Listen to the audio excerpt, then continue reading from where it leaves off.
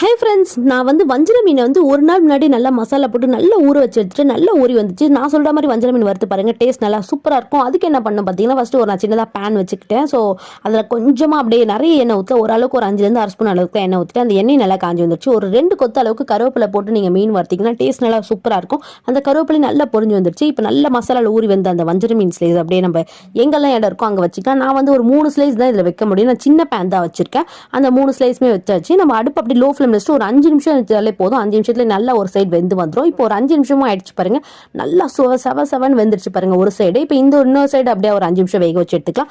இந்த சைடுமே நல்லா ஒரு 5 நிமிஷம் வெந்துருச்சு. இப்போ நான் இதை அப்படியே பிளேட்ல மாற்றி எடுத்துக்கிறேன் பாருங்க. இப்போ நான் பிளேட்லேயே மாற்றி எடுத்துட்டு அந்த வஞ்சர மீன் நல்லா 2 பக்கமும் நல்லா மசாலா ஊறி நல்லா சூப்பராக வந்துருச்சு பாருங்க. நல்லா அப்படியே ஆவி பறக்க அந்த வஞ்சர மீன் அப்படியே சாப்பிட்றதுக்கு டேஸ்ட் நல்லா சூப்பராக வந்திருக்கு. ஸோ நான் சொல்ற மாதிரி வஞ்சர மீன் ஒரு ட்ரை பண்ணி பாருங்க, சாப்பிட்றதுக்கு டேஸ்ட் சூப்பராக இருக்கும். வீடியோ பிடிச்சிருந்தா சேனலை சப்ஸ்கிரைப் பண்ணி சப்போர்ட் பண்ணுங்க ஃப்ரெண்ட்ஸ். Thank you so much. பாய்.